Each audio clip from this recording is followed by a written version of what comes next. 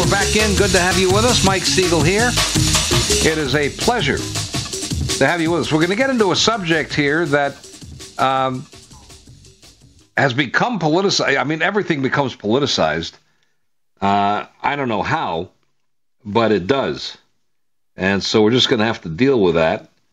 I guess playing golf becomes politicized, or having sports. Now you have people who are transgender, wanting to play as one gender or the other. Controversy over that. But in any event, Andrew Yang, who probably in this audience 1 out of 100 has heard of, is running for president. For the life of me, I don't know why. I guess maybe to get his name out there, I suppose. But Andrew Yang has come out against, maybe this is why he's not known, against circumcision. And the Daily Beast did a piece about the guy where they talk about his opposition to circumcision. In a tweet, said he was against the ritualized practice of cutting a newborn's foreskin. He said if he were elected, told the Daily Beast this, he would incorporate his view of circumcision into public policy by pushing initiatives meant to inform parents that they don't need to have their infants circumcised for health reasons. He claims it's pushed on parents in many situations as a cultural onus imposed on families. Well, right off the top, I'm going to take umbrage with that because I went through a circumcision as a newborn. Hasn't affected me whatsoever in any negative way at all. Many would argue that it's actually healthier, and it's done at a time when you don't notice it anyway. And so I don't know why he's even getting into this. But be that as it may, he is. And we're going to talk about that during this part of the program. Anthony Losquadro is the founder of Intaction, Intaction.org, if you want to look at the website. He's a circumcision expert, and he's here to discuss Andrew Yang's position, which is baffling. I mean, the guy wants to get known on major issues. This makes him a joke. Mr. Losquadro, how are you? Good to talk to you. I'm doing very good. Thanks for having me on the show, Mike. All right. So, Intaction, what is your organization about? Well, I have an unusual job in that my job is to help Americans better understand the benefits of having an intact body and what we call the 4 powers of foreskin, which is pleasure, protection, lubrication, and connection.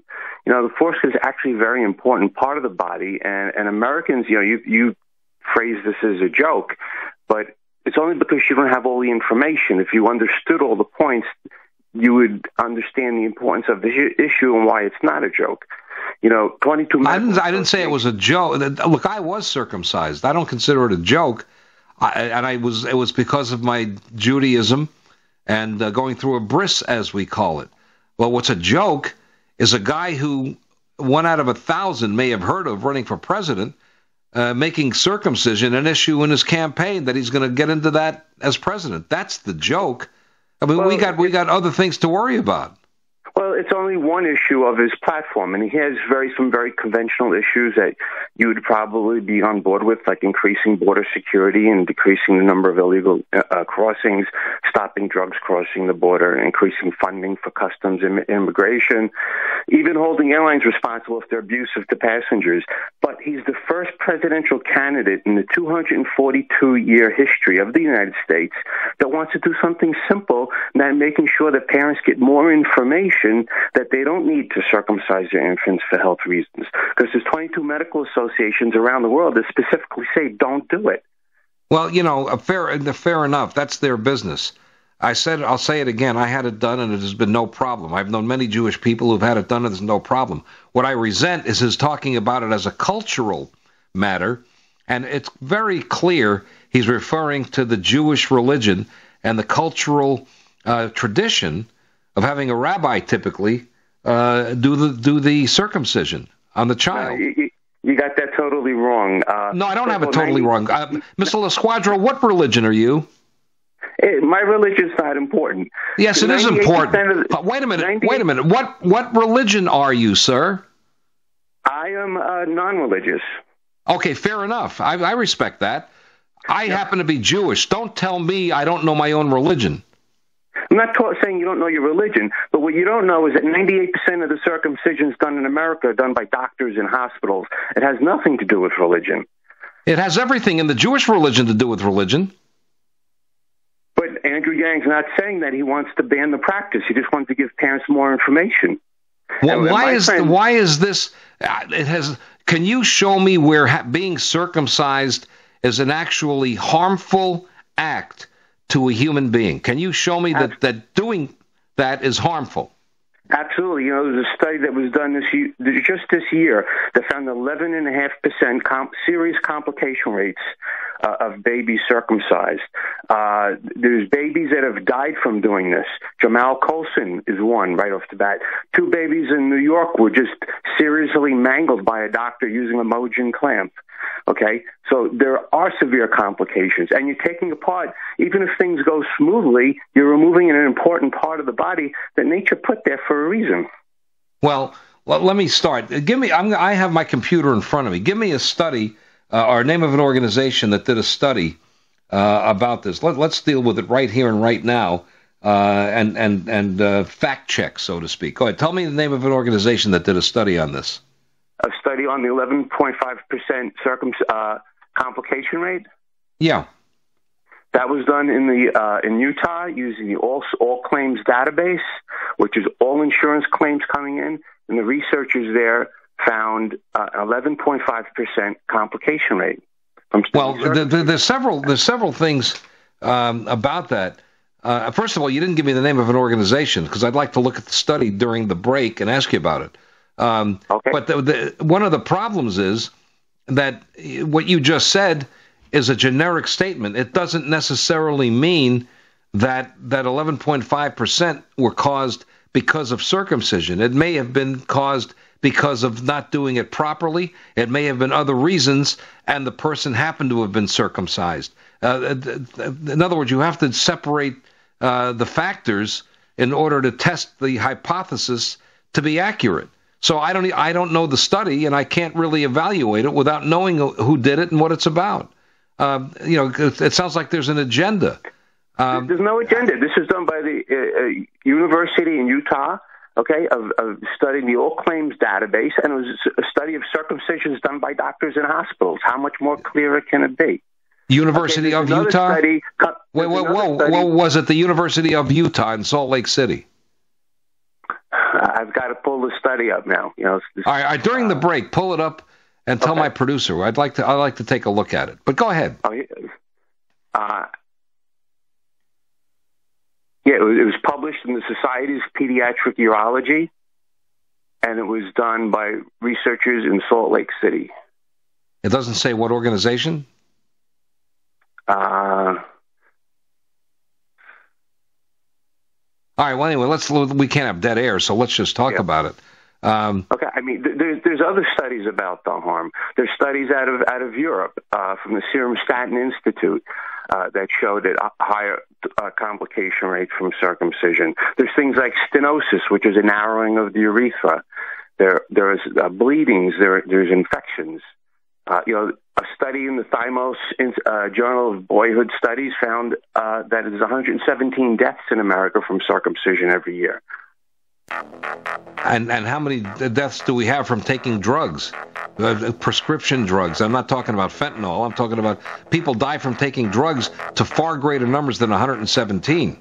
Yeah, but Mike, really, come on. Those things are totally unrelated. Circumcision is not necessary. Nature designed our bodies to be this way. Actually, circumcision, arguably, people will argue that it's healthier to do that. And I'm an example of it. We'll come right back right there. Don't go away, Mr. Losquadro. Stay with us. You are listening to GCN. Visit GCNlive.com today. Back we are. Good to have you with us. Mike Siegel and Anthony Losquadro is with us. Intaction.org is his website, and he's opposed to circumcision. Mr. Losquadro, is this your profession, your opposition to circumcision? It's a cause that I work for. It's not a full-time job. Matter of fact, it's an unpaid job. I'm just doing this because I think babies need a voice in this issue. Why have you gotten involved in this? I mean, what there had to be something that happened that caused you to get. I mean, look. You could get involved in the pro-life position on abortion when Senator Patty Murray of Washington State blocked a bill that would have protected babies separated from their mothers, and she wouldn't allow the bill to go through the Senate. When Governor Northam said it's okay to have a baby laying on the table in comfort, and then have the mother decide to kill it if she chooses to do that.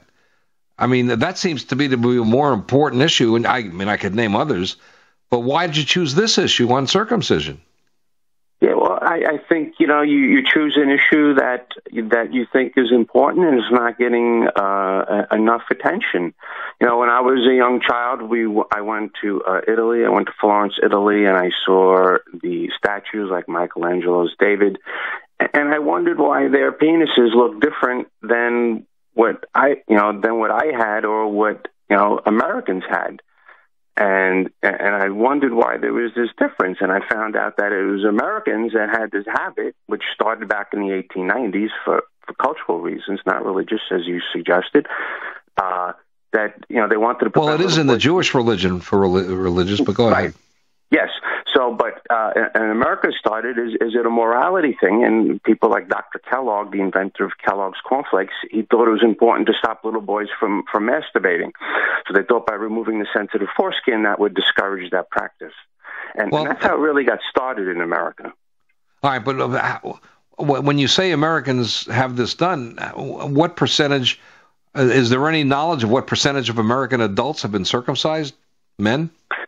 Of men of adult age, it's probably upwards. It's probably around 70% or so. But of babies, like right now, at the present day, it's probably around 50%. All right, so it was. So in other words, it's going down. It was 70%. Now it's 50%. Do you include women in this? Where I would agree with you, it's barbaric when the Taliban, for example, would basically cut out the woman's clitoris. Which would deny them the ability to enjoy sexual relations. The Mullah Muhammad Omar and his barbaric animals did that to women. Jay Leno's wife actually was very involved in that. I had a chance to interview her about it. Do you include women? Do you consider that circumcision when they destroy the woman's clitoris? Absolutely. It's general cutting. It's all the same thing. And it's not just the Taliban. It was happening right here in the United States in Michigan, where doctors were caught doing it to Muslims. That's true. Yeah, that's true. It was actually an Islamic female doctor. Right. Yeah, I remember. I covered that on this program. I had one of the attorneys on. Right. But you have to understand something. Muslims around the world that practice this, they say Americans are hypocrites because we do the same thing to our sons. So how can what I'm not clear about is cutting their daughters? Okay, I understand this, and you also, I'm sure, understand it, whether you agree or not. In the Jewish religion, it's a ritual, but I'm not clear why 70 or even 50% of American male children, babies, are circumcised. I mean, where does that come from? I mean, I don't even understand how that number could be there. Because most don't even think about this. Is it because doctors are saying, let me do this? What is happening that's causing people to have their baby boys circumcised? Put aside the Jewish religion for the moment. Right. Great question. The major thing that drives it in the United States is the medical industry, and we're a fee-for-service medical system. So the more doctors do, the more they can bill insurance. So they put a lot of pressure on parents. When a baby boy comes, they'll repetitively ask the parents, do you want to circumcise him? Do you want to circumcise him? You want to do it? Let's do it. I got to go. Hurry up. This is your last chance. And they pressure parents to do it because they want that insurance reimbursement. How would insurance companies reimburse circumcision? That's not medically necessary. I mean, I would even agree with that. I don't think it's medically necessary. I mean, the fact that I had it done, and I'm glad I did. It's certainly not a medically necessary condition that insurance should cover. How do the insurance companies cover that? They do. They do. It's $1 billion industry. Have you asked the insurance companies? Maybe if you are against circumcision, why don't you go to the insurance companies and pressure them to stop covering these? I mean, can you name an insurance company that covers circumcision? They all do, except for 17 states have dropped it for Medicaid. So they've deemed it cosmetic and unnecessary, and Medicaid won't pay for it in 17 states. So that means that Medicaid in 33 states will pay for it? Correct. And Medicare, of course, wouldn't apply because it's for senior citizens. Correct. I find the whole thing amazing. And yeah, I do find it funny that a presidential candidate would get into this issue. Why does Mr. Yang get into this? I mean, look, let me put it this way. If Joe Biden did it, maybe people would look at it differently. He's already been a politician for many years. He's known and all of that. But if this fellow wants to get known, why would he take on an issue like this that to many would make him look like a joke? And not because the issue was a joke, but it's because it's such a far-out issue. We got many other things to deal with, and he's talking about this. Why? I think he's being very skillful. I think he senses what's blowing in the wind, and he knows this is something that people are talking about, and that there are many, many Americans that don't want to do this to their sons. There are many, many intactivists like myself that are actively out there trying to convince people not to do this, and I think he finds this as a very good potential base of support for his candidacy. Who else is thinking about this? He's the only guy that's got this proposal. I think you just made the point that makes it obscure for a politician. I take you seriously. I may not agree with you, but I take you seriously. But I don't take seriously a presidential candidate who's not known trying to make a name on an issue such as this, because it doesn't have the connection. If it was that big of an issue, others would have picked it up already. So there's been lots of discussion on this issue, and he's the first guy that's picked it up that's had a national platform to discuss it. But this is all over social media. This issue is constantly in the news. Every week there's a news article on circumcision. I understand, but it has not yet become a political issue. That's my point. So let me ask you. I hope it doesn't become a political issue, because this is something everybody should be on board with. All right. Do you? Well, it would be with my next question, depending on your answer.